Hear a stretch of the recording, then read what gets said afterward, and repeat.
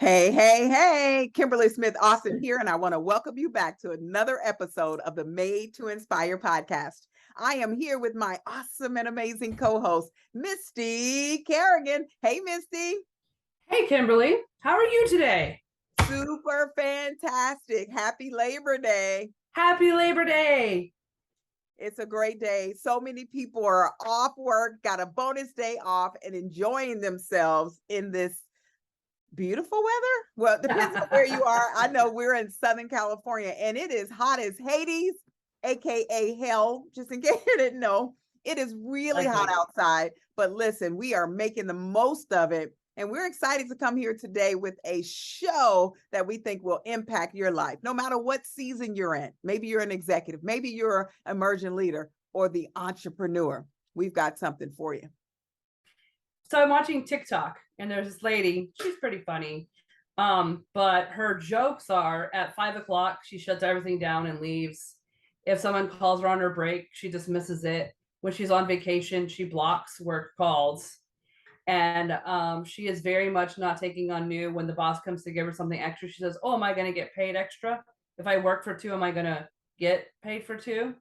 And I'm not going to lie, the first few watchings of them, I was like internally bothered because of the way I was raised and the culture I come from. Sure. But then all this stuff started hitting, and they even put a term to it, which is quiet quitting. Yes. Quiet quitting. And the quiet quitting isn't not doing your job, it's doing the bare minimum of your job and not doing anything above that due to your job not taking care of you and the environment. That's an interesting concept. Let me say this. Last year, no, during COVID, I had a client that I work with, one of the large nonprofits, and I didn't realize it until afterwards, but she kept saying, we've got to get these people to do more. We want them to stay beyond their hours. We want them to be willing to, not necessarily having to every single time, but we want them to be willing to, because like you said, there was a trend. People would work and then they're off. When that clock hits 5 o'clock, they're out the door. And it's so funny. Yesterday, I was talking to someone and they went to a local ice cream shop. And I won't name the ice cream shop, but they said at 5 o'clock, when the clock hit, they had 4 people in line. They told them, sorry, we can't serve you. And I go, are you kidding me? There's no way you can do that. But today, people are doing it. I can't even imagine. No, thank you for your money. Right? Are we in business to make money? Are we in business to be a slave to the clock? And that's a good question. And I want people to think about that as we go into this topic about quiet quitting. So, Misty, let's get it started. What is quiet quitting? So the definition is, to put it simply, quiet quitting is about doing the bare minimum at work. It's about doing only what's required of you without actually telling your boss you're leaving. Ironically, you're not leaving, you're still working. You might mean finishing work time every day, always taking your lunch break, or turning down projects that are outside your specs, aka your job description. Yeah. That's interesting, right? Because I know in my time, and yours as well, even though we all had that option, but here's the truth. When you're working or building your business, if you only did the bare minimum, how far will you go? And I think many people have discovered in their careers that, wait a minute, the bare minimum, that job description or this, entrepreneurial effort, if I only did bare minimum, I'd be stagnant. I'd be right here. So we found that in the marketplace, we had to do a little bit more and a little bit more and a little bit more. But what I think happened is people went a little bit more, and found themselves exhausted. Well, I think too, I want to jump on that because you nailed it, is that there is some situations in jobs where the person does more and more and more and another person doesn't. And in pay and hours, there's no difference between the two. That once this person finds out everything I put in and that guy doesn't, and we're still getting the same promotional rate, we're still getting the same 2%, we're still getting, the thing is like, why am I working so hard when others around me are not? When you stop and you quit looking inside yourself, and it becomes, well, he's not doing it. It reminds me of kids, not to sound disrespectful, but like that whole, it's not fair. and then you start to kind of tumble. And so what we were talking about, we had an amazing conversation before we started recording the podcast, because we do recognize we're from a different time, but we also recognize we've never not wanted to put in for ourselves. Like, it's always been about that self-achievement, that, and as an avid runner, you're always about your own time, not what the guy next to you is doing, but what are you doing and how are you getting better? And day by day, how do you get better? And so we wanted to take sort of a controversial sort of look at this from the trend of not expecting you to work extremely hard in a toxic environment, Right. but from the accountability level of you're choosing to stay in that toxic environment and setting yourself up to do the bare minimum. And that's going to impact you and your mindset and you of who you are, we feel. Yeah, that's so good. That's so good. My brain, I had like 17 things happening in my brain at the same time. I think that's critical when you think about everything that's going on. So there's a couple sides to this. Number one, we've come to this place in our careers, and I'm speaking mainly to people in the career, but also our entrepreneurs, where we're just doing the bare bone minimum, guys. Quiet quitting applies to the entrepreneur as well. When you're not doing what you need, a little bit extra, a little bit more to get those sales and grow your business. And we'll talk about that in a little bit. But thinking about, we have to recognize this is a privilege.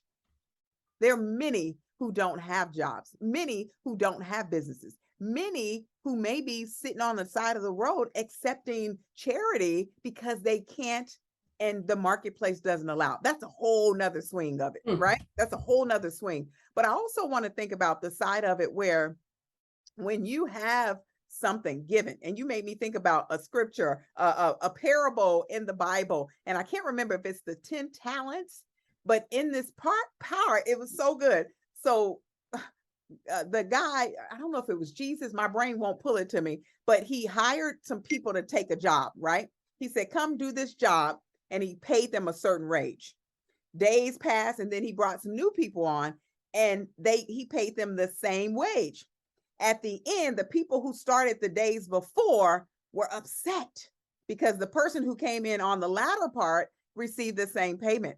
And he said, wait a minute, I never told you I would pay you more. You agreed to this, and so did they. Regardless of the fact that they worked 10 hours and you only worked 2, you're still going to get the same wage. This is what I negotiated with you at the beginning. And I'm going to find it, but it's such a good parable because it makes us think about, even though John Doe got here and you got this for the same pay, that doesn't mean you do any less.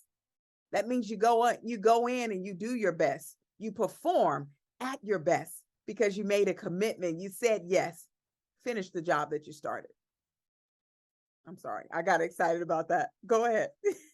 No, and I think too is, and the opposite argument is, and the culture definitely is, well, if it's not fair. And my thing is, then leave. Absolutely. Then Absolutely. if you're not going to renegotiate, if you're not going to do the things. And it was so crazy because I'm watching, and I'm not saying people don't get taken advantage of. There's an amazing documentary on the And1 company, that exploded and then crashed. And unfortunately, in their explosion and crash, some of the people that got burnt were some of the people that helped them get to their highest point, but were taken advantage of in the sense. And they were having the same argument, almost the same parable. It's chilling. One of the guys says, at any point, everyone had the chance to negotiate their contract. Right. And the hard part is when you think about those big things, is the intention of the person on the other side of negotiation not having that, I don't want to say the Christian intention, if you will, of the best interest, but really being like, how can I exceed myself first before others? And so I think it brings on, there's in this conversation, there's so many things that it brings on. And we're also having this in our area of entrepreneurship. Absolutely. And even in coaching, it's working with individuals because there's entrepreneurs who've quiet quit, and the only person it affects is them and their business and their family. Yeah. And really having that conversation, though, is if you become your thought patterns, behaviors, and actions and patterns. And so if you're doing this in a realm where someone's paying you, and then you go into a realm where you have to do the work to pay yourself, nothing is different. Right. Because you're still you in that decision you made to quiet quit or not. And we're seeing this, and a lot of our coaching does revolve around someone who owns their own business doing the bare minimum, unfortunately. Yeah. And I'm in getting in a whole new realm, and kind of where we're at is deciding who you're doing business with and how you're doing business. And you don't have to stick to some of the more barbaric sort of ways of transaction when we're shifting into more of a relationship sort of economy. And that doesn't mean that the employee is still not responsible for looking out for what their best needs are, and the um, owner is not responsible, is still responsible for how do you set those standards for that culture. It's just, there's so many different variables that go into it. I think that it's like a layer of onions, where if you could take out opinion and emotions and just really look at what is the best for all and how do we set that up, I Yeah. think you're going to get a lot more out of the environment and out of the people that are going to stay with you. Yeah. Facts show, man, if you're not taking care of your employees, sick rate is up, your retention rate is up. And those that take care of their employees and create that culture that employees feel satisfied at work and that their input matters, they'll stay longer, they'll do more, they'll pursue more professional opportunities, and outside of the company, they'll brand you higher. So the studies are out, like in the sense of what it is to do. Now it is that gap. What fills that gap? Right. That's good.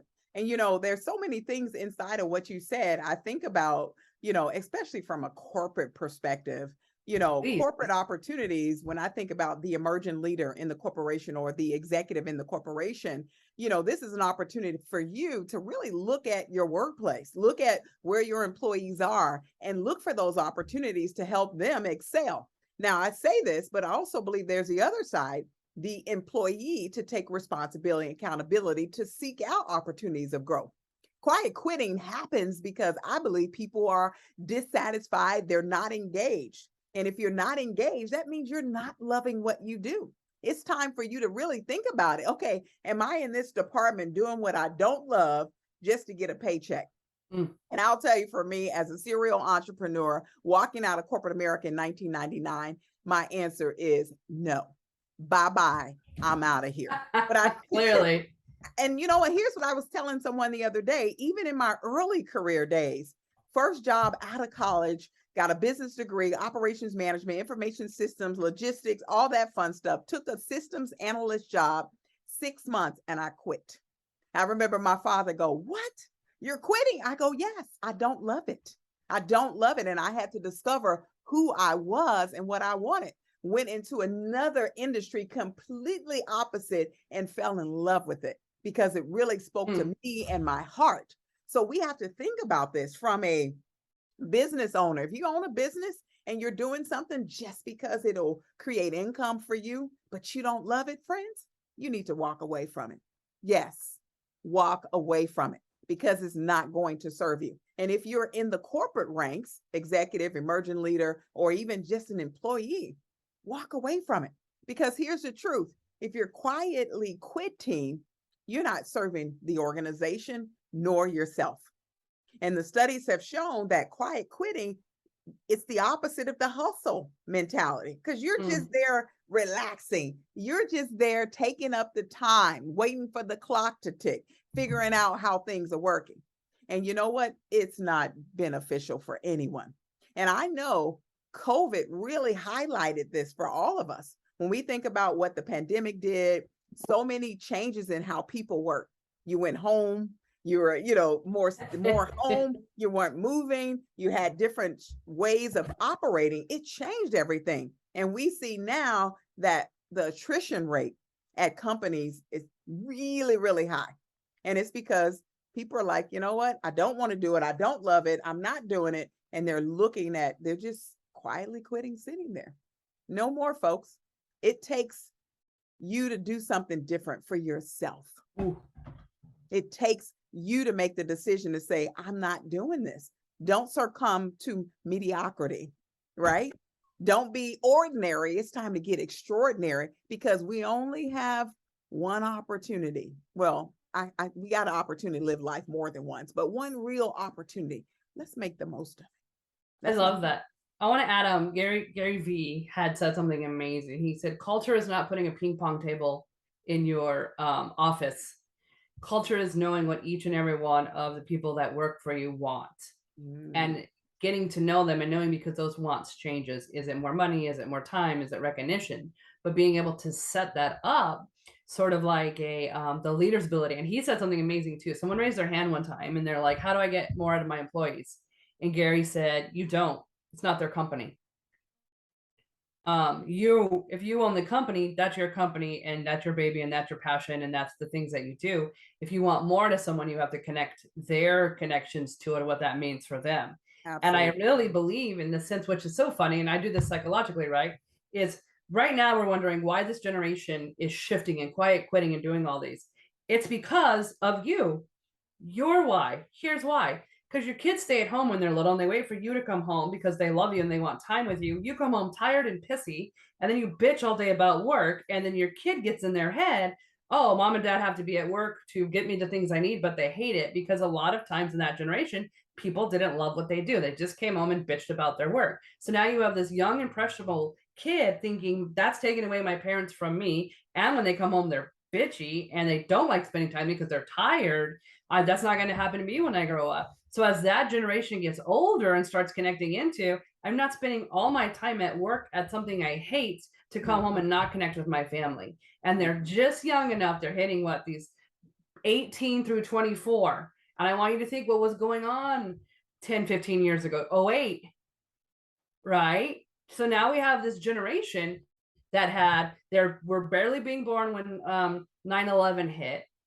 Columbine had already happened, so now schools weren't so much of a safety zone. So all these different safe places aren't that safe anymore for them to have their neurological things and safety grow. And then they're cut in this midst of the '08 when they're at that age, right, where parents are getting fired. Parents are like, '08 was a hard time for some people, but it's amazing now to see. It's like, how come they don't want to work hard? Because they come from the time of watching you work hard and getting fired in a second.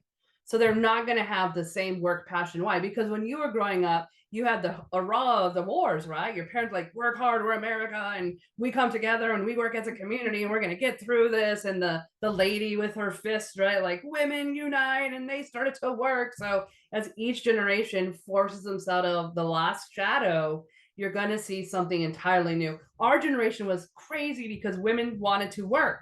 Yeah. We were like, you guys should be home and you have a place in the home and you have the thing. And I come from a childhood where I was like, when we'd play house, I would grab a briefcase. I'm like, deuces, I don't want to raise children and be home and cook. Like, I'm going to be at the office. Yeah. Which at that way, when I was just that age, it wasn't a weird thing, but it still wasn't a norm. So I love this quiet quitting comes from you not hating, you not having your passion in what you do, coming home and your kids realizing that's not going to be me. Because that's what kids say to themselves. That's not going to be me. That's good. And now they're adults, and now we're wondering how to get them to love their jobs more. Yeah. I love that. And I want to share some information I pulled from the Gallup poll. And I recently reached out to some of my corporate clients, and Misty and I, as we get out into the space and really helping employers, companies, organizations, whether you're a business owner, an employee, and you're recognizing the need to make some shifts, right? The key thing, I think the real fix is simply with leaders, starting with the leadership in the organization and recognizing that they need to listen, they need to coach, and they need to collaborate. Because you said it, Misty, when you think about the fact that people, and I've always believed that people, we evolve. Our lives evolve. We grow. We are in different seasons in our lives. And as a result of that, the workplace needs to be able to ebb and flow with us. Now that's crazy. That's a crazy idea because the workplace is the place, or the business, if you're a business owner, is the place where you set the tone, but not anymore, friends. This marketplace that we're in today, it's not about you setting the tone. It's about setting the tone with your people together, collaborating, creating solutions so that people love what they do and they no longer quiet quit on you, but they work and go to the max, to the next level. So I think about that as one of the key things, but I also think about the well-being. And this is one I love, the workplace wellness. I was reading an article that says traditionally people like the company, your life existed at the company, and that's what you did. Your wellness existed outside of the company. We can't do that anymore. It has to be one. We need to look at the whole person. So think about you as an entrepreneur, as an executive, as a emerging leader. It's about the whole person. And you find better balance when we look at that whole person, no longer just this minus this, which is why we love bringing them all together, the mental, the physical, the emotional, to help Yes. you better perform in whatever season and stage of your life. Drop Right? the mic on that. I know, right? And that's the part that I was like, yes, this is the time. This is the season where we got to make a shift in our mindset in order for us to be able to better perform. We're not quitting.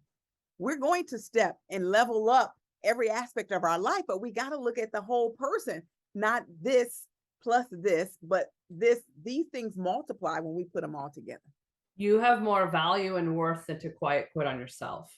That's right. And it's a choice. Wouldn't you agree, Misty? This quiet quitting is a choice. So we're going to give you 3 action items, 3 things that you can do to help you during this season, during this phase, during this whole concept of quiet quitting. And I know the first one we said was, what is it? You've nailed it, and I love it. Is if you're passionate about something, if you're on fire about something, then you're not going to want to quit. Yes, I'll let you get to number 2, but number 2 will help you kind of see, because you're like, well, what about this? And what about your wellness? We're going to get that to number 2. Number 1 is your wellness is not going to go anywhere unless you're doing something you're passionate about. Absolutely. You have to go ahead. You have a day job and you're getting that day job to fund and seed where your passion is. That's awesome. That doesn't mean quiet quit on your day job. And I think, Kimberly, you kind of nailed it when you said is you're working on you. What are the skills in that day job that are going to build that passion or that after area? Or, like there's a lot of entrepreneurs who are building their business on the side first. Yeah. And so what do you entrepreneurs doing that that? the business. I'm sorry, I didn't mean to cut you off. Yeah, no, you're entrepreneurs doing a business, but there's also entrepreneurs in a company who want certain things like the freedom and the ability to be creative. And there are opportunities everywhere you look. So it doesn't mean you have to quit your company. Maybe you're in the wrong department or you're in the wrong division. But it really is take a look at why are you wanting this and what can you do about it besides just the bare minimum. That brings me to a time in my life where I worked with one of the largest financial services companies in the world. And I was there for 10 years, 12 years, I can't remember, but I worked in 5 different departments during that time. And, back then they thought I was crazy. Yes, every time it was promotion, but it was also variety of skill set and gifts, using something I had as a baseline, shifting around so that I fell in love and stayed in love the entire time. So to that, you've got to find what you love, guys. If you love the company, or if you love your organization and business you've developed, and maybe there's something in it that you're not really like, I don't love this part, go and do some research and find out what part you do love. And there, build the plan to go run like a hamster on the hamster wheel, not running in a circle, but really so you can get that momentum going in that business or in that job or for your employees. But it's all about finding that thing that you love and then tapping in. Now I'm going to make the argument and then you come back with number 2, but here's the argument, right? Why should you put everything you are and have into someone's environment who's not reciprocating you in pay and time and helping you, and you're just going to get burnt out and be worthless anyway? What do we do to that? That's a great comment. But when you say burnout is relative, because when you love what you do, you never get burned out, right? You never. I know as an entrepreneur, I could work 29 hours a day. Look at my eyes. I might be twitching in the process because they're not 29 hours in the day, but I don't get burned out because I'm excited and passionate about it. Number 1. Number 2, to that same point, compensation, that's a number they've determined for you, whether you are the employee or the entrepreneur. That's a number you've set. Everything, and I say this again, everything is negotiable. My clients don't decide my value. I decide my value and I set my prices accordingly. Your employer does not decide your value. And if they don't like the value that you bring to the table, we talked about that, get to step in. which is huge. That takes us right into number two. Just because you're going to be passionate about something and you're going to have your internal morals and values to work hard for yourself does not mean you don't have Boundary. boundaries. Yes. Take this one. I love this because I think you nailed this one in that sort of sense of we're not saying workaholics shouldn't set some parameters, but what are we saying with boundaries? Yeah. I want to say something. I have some people that go hard.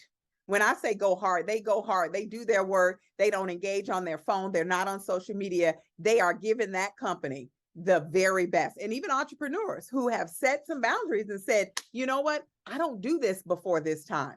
This is my meeting time. For example, me, I don't take meetings before 10 o'clock. Not happening because I have my protected time, which I'm sure if you've listened to previous shows, you know that I set boundaries because boundaries give us balance. Mm. Boundaries help us really bound up in life or rebound in life, depending on where we are. Without them, we're at everyone's mercy. We're just here. We're flangling away and we don't have a real set foundation to build on, whether you're building as an entrepreneur, an employee, or executive. Boundaries are everything.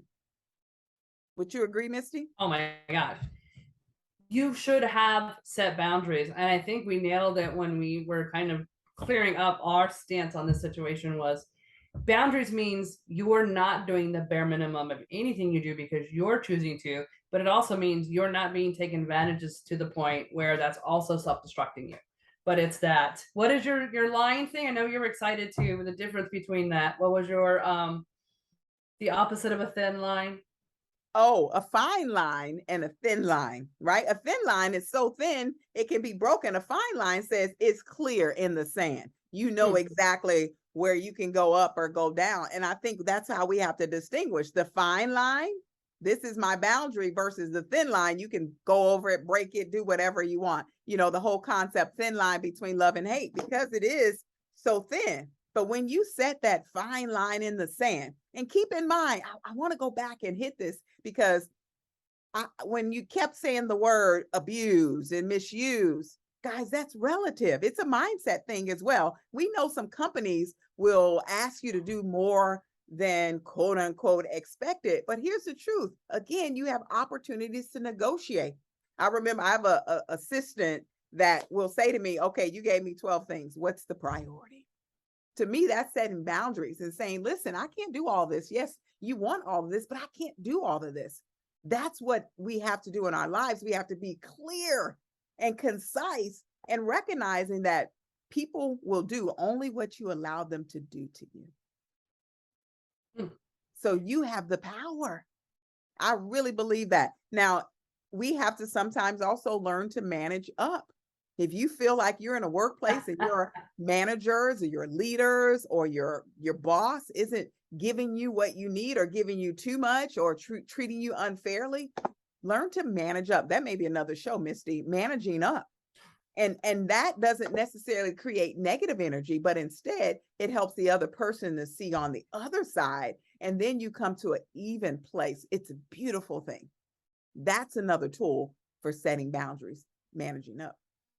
I love that. I think part of that boundaries is self-efficacy, which is the belief in yourself. If you don't value and believe in yourself, then it's really sets the tone for others to take advantage of that. But if you have that belief in yourself that I'm not scared I'm going to lose my job because I know I'm going to go find five more. I Yes, understand my value and I'm going to have critical conversations because if my boss and my thing can see my value, they're going to want me to be there because of what is I'm bringing. And I think that starts to separate people. that's So we so have passion in what you do. And also we have setting boundaries, not the bare minimum of boundaries, but the bare minimum in the sense of you're not just half-assing anything you do because of who you are, but you and are setting parameters into what it is, how and what you do. that's good. And I just want to add to that for the entrepreneur, you too, my friend, can have boundaries. And I mentioned earlier the difference between the hustle Mm. mentality and the quick culture.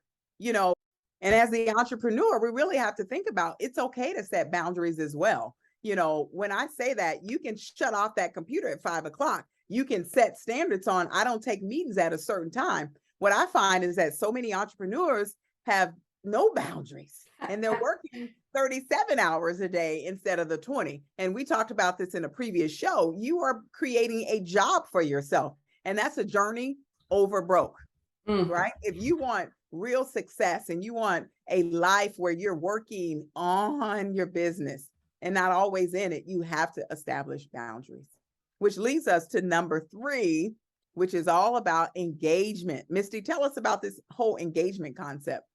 I love this. As a leader, a transformational leader, I think it really is up to the organization and leader to set the culture and have that culture of engagement. I truly believe if you take care of your employees, they will take care of the rest. So, as a leader, I always find that my thing is engaging my employees into that. And that might be looking at, especially working at a nonprofit for so long and leading at the nonprofit, it doesn't pay enough for families to like, oh, I'm going to work at this nonprofit and retire usually isn't the case. So looking at, well, engaging them into what skills do you think you need?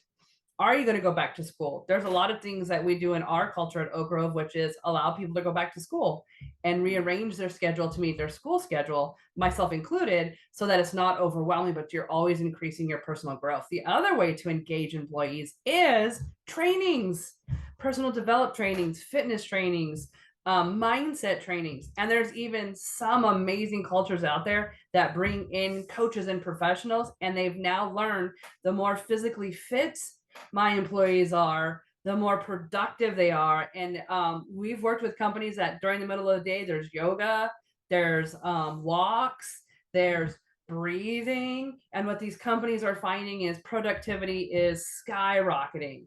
So you do not have to invest in lots and lots of money, because really these companies that are doing sort of things, it really just is that coming in with a coach, showing them how to do it, and then that organic sort of in-house effect where someone passionate about it is just taking the time, setting aside 15, 20, 15, 30 minutes a day. But the crazy part, if you think about it, is some people stop after lunch. We see productivity as I'm going to eat lunch, I'm going to talk to Sally, I'm going to get water, I'm going to do this, and then you're losing productivity. But these companies that are putting in something physical or something emotional or mental after lunch, productivity is shooting up. And yeah, you might looking at, well, let's take an extra 30 minutes, but if that extra 30 minutes is gaining 4 more hours of production instead of 2.5 or 1 on some scary stuff, is why would you not? I think that becomes a question. Why would you not put these things in during the day to not only engage your employees and encourage them, but in the bottom line, it impacts your bottom line because productivity is shooting up. Yes, you're speaking my language. You're speaking my language. Toss you the ball. I know this. Your passion. Right. And that's why I love what I do from the wellness perspective and going into corporate wellness and teaching companies that this matters. I mentioned the Gallup polls 2022 piece was everything because it talked about managers, leaders, executives. It's all about the well-being of the overall whole person. So when you think about quiet quitting, I want you to think about, how do I get engaged as a person, as an employee, an executive, an entrepreneur? How do I personally get myself engaged so that I give 125% of myself? Now, I know that's contradictory to what the marketplace is saying, but you give it all while you're there. And that's not quitting. That's not doing anything less. You were paid for that. There was compensation that came with that. And I believe that when you do that, you show up 100%. And as a result of showing up, you're going to go up. But you have to go in with that heart and that mind that I'm not just going to do the bare bone minimum. I want to make an impact in my business. I want to make an impact as a leader. I want to make an impact as an executive. And in order to do that, we've got to look at the whole person, the whole process, and recognize with a passion, with boundaries and full engagement, we can make it happen. So we're excited. And just as a selfish plug, a lot of the things that we talked about, we go inside of corporations and we can help you make the shifts that you need in your organization. So with that, as we say every single week, there's something out there waiting for you. Now, don't just quiet quit. Go out and go get it.